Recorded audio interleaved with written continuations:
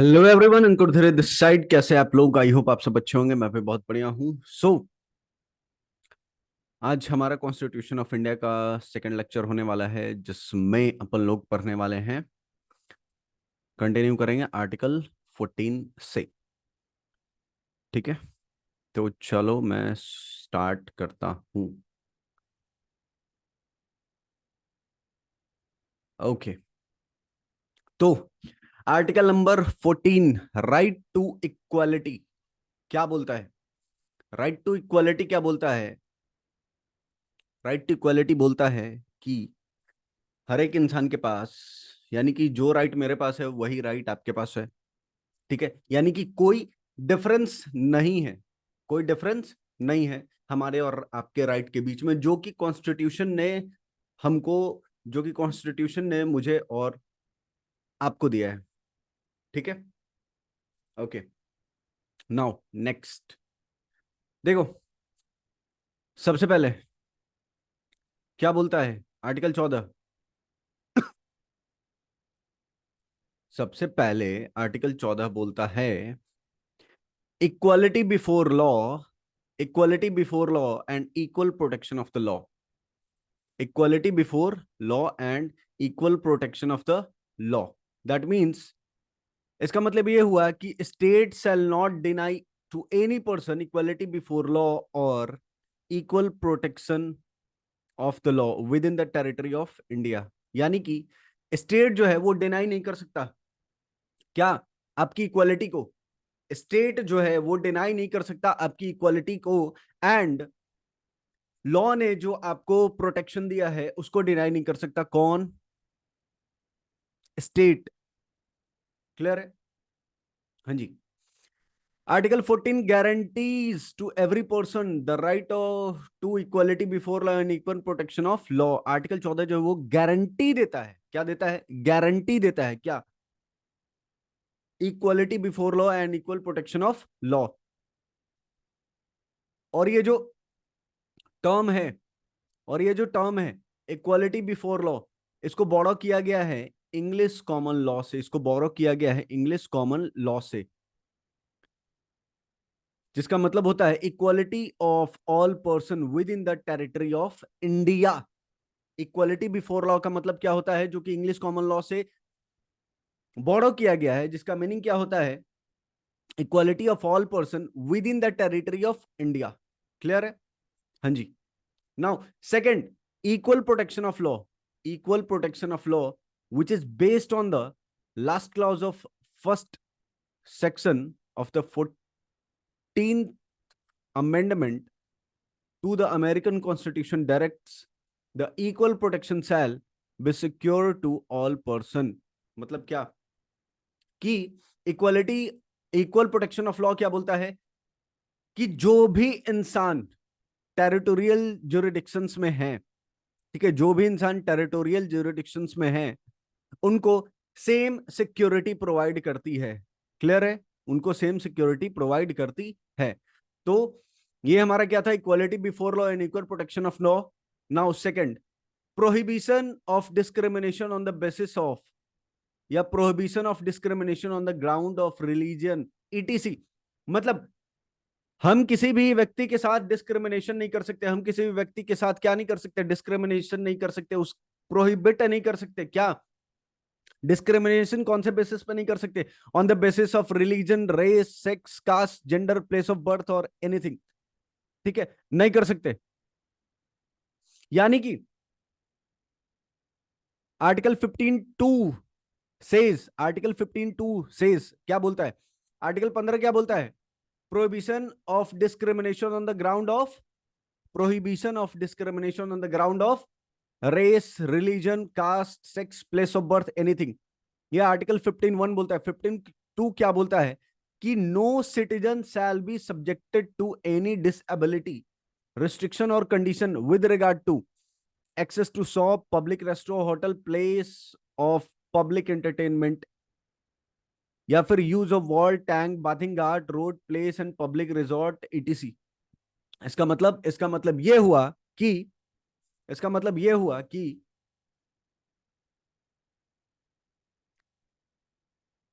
इसका मतलब क्या हुआ?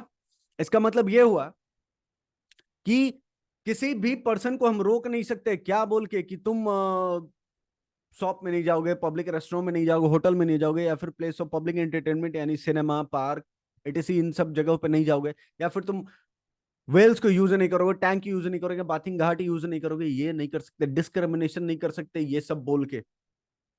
क्लियर है? और और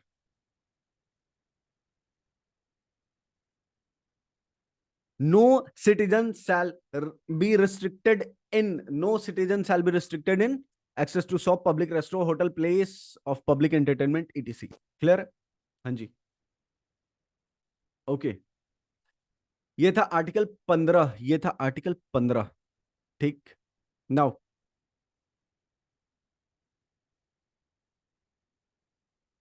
हाँ, और article 15 permit the state to make a special provision for the advancement of.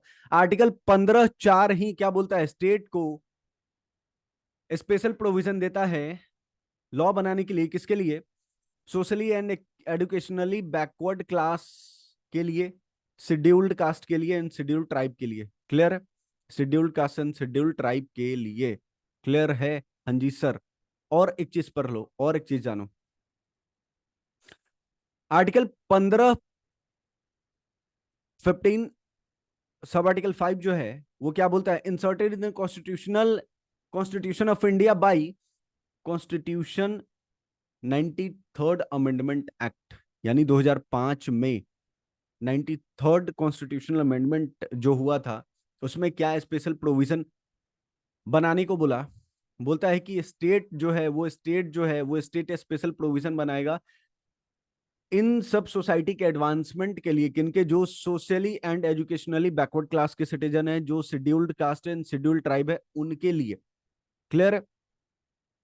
Provision related to their admission to educational institute including privilege, including private institution.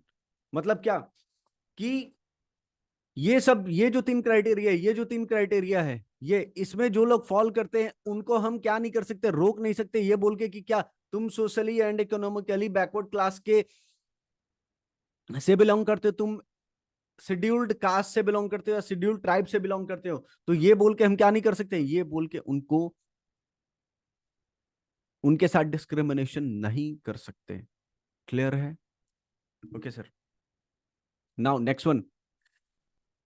फिर आर्टिकल 15(6) जो है ये 2019 में constitutional amendment, 103rd constitutional amendment जो हुआ था, उसमें insert किया गया था क्या कि article 15(6) prevent the state from making any special provision for advancement of economically backward class और other than mention in clause 4 and 5। मतलब कि स्टेट जो है, स्टेट इकोनॉमिकली वीकर और सोशली वीकर पर्सन के लिए, एसटी के लिए, एससी के लिए जो लॉ बनाया है, वो सेम एक्ट वो किसी और के लिए नहीं बनाएगा। क्लियर? यानी कि ये सिर्फ और सिर्फ उनके लिए लॉ बनाने का राइट देता है आर्टिकल 15(6). क्लियर है? हाँ जी सर। नाउ आर्टिकल 16, आर्टिकल 16 क्या बोलता है? Equality of opportunity, equality of opportunity in public employment. ठीक है? तो it guarantee equal employment opportunity all citizen of India in employment under the state. मतलब आर्टिकल 16 जो है वो क्या गारंटी करता है कि जो भी सिटीजन है उनको इक्वल अपॉर्चुनिटी मिलना चाहिए, जो भी सिटीजन है उनको इक्वल अपॉर्चुनिटी मिलना चाहिए एम्प्लॉयमेंट के रिगार्डिंग। ठीक है? और उनका अपॉइंटमेंट के रिगार्डिंग ऑफिस में। Clear?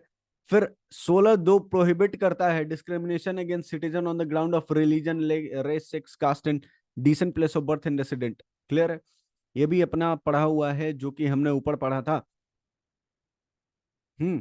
Parliament can make law that regard to the class और क्लासेस ऑफ एम्प्लॉयमेंट और अपॉइंटमेंट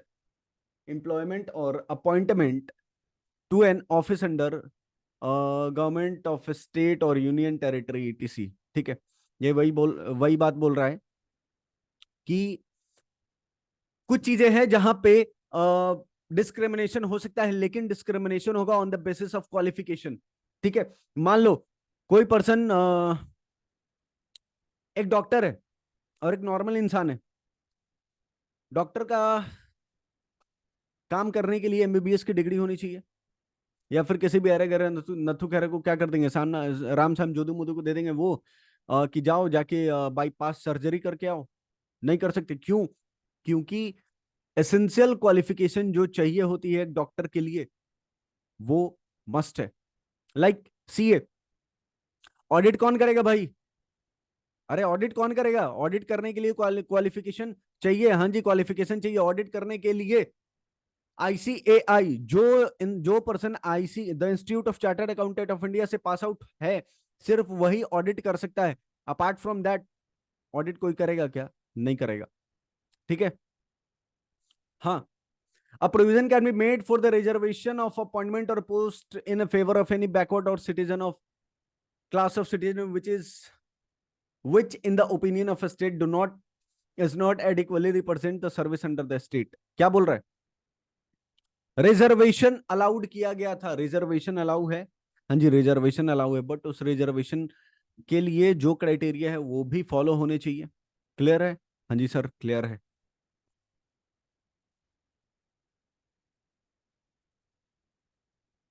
ठीक, फिर क्या बोला?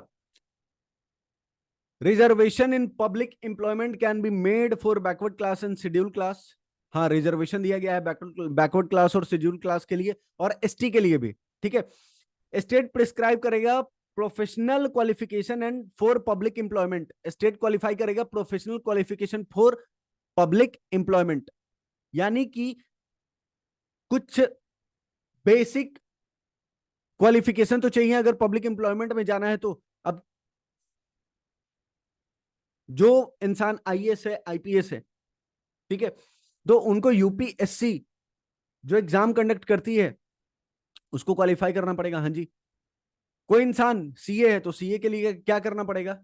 आईसीए का एग्जाम क्वालिफाई करना पड़ेगा। सीएस है तो आईसीएसआई का एग्जाम क्वालिफाई करना पड़ेगा, and respectively so on. Clear है? And on the ground of religious nature to manage religious institute, on the ground of religious nature to manage religious institute. एक बात बताओ, इसका मतलब क्या हुआ? इसका मतलब यह हुआ कि मंदिर में पंडित जी पूजा करवाएंगे ना, या मौलवी साहब आके पूजा करवाएंगे। यानी कि अगर मंदिर में पंडित जी पूजा करवा रहे हैं तो ये क्या है? ये रिलीजियस नेचर है। On the ground of religious nature, religious institute ने जो प्रिस्क्राइब किया है उसके अकॉर्डिंग।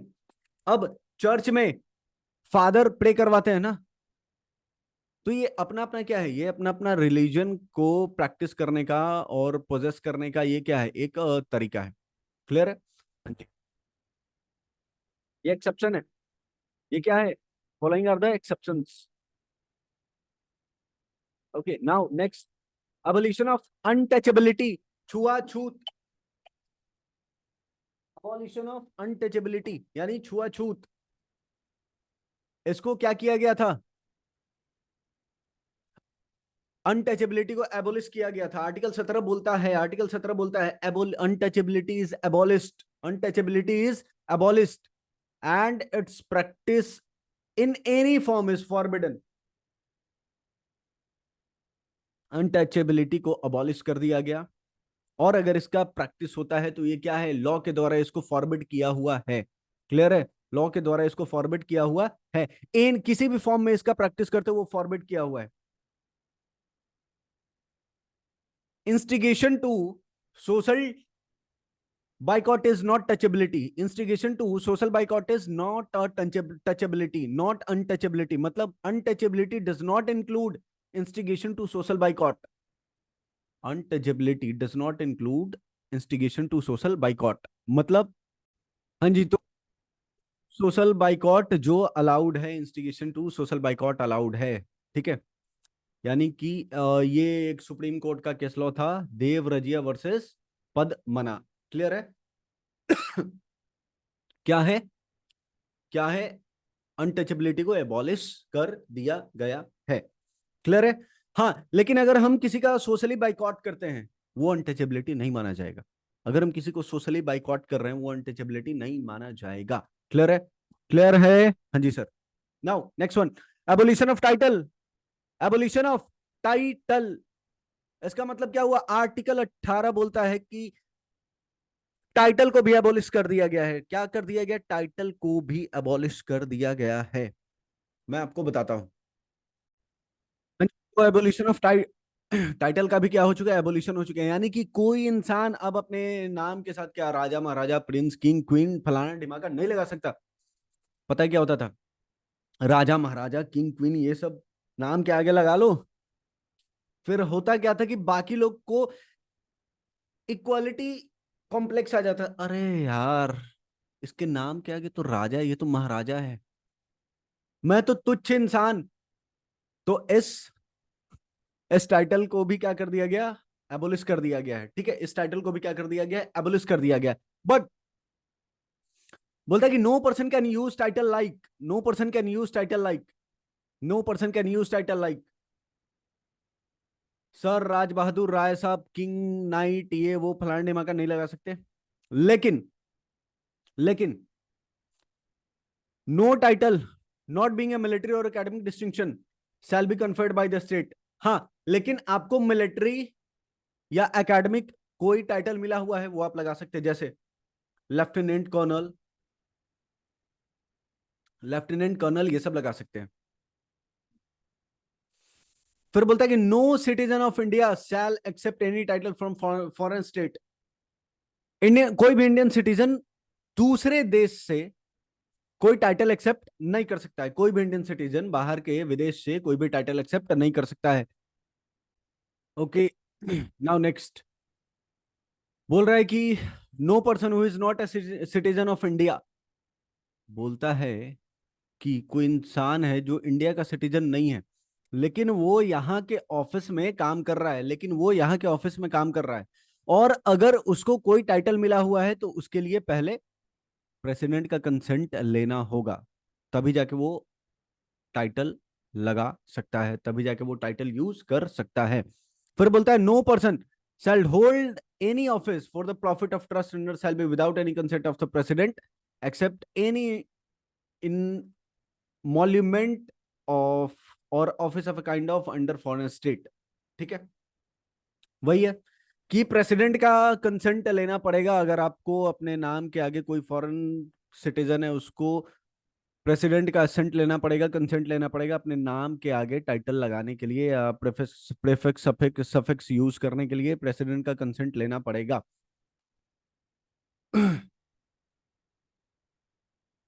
और अगर कोई अगर कोई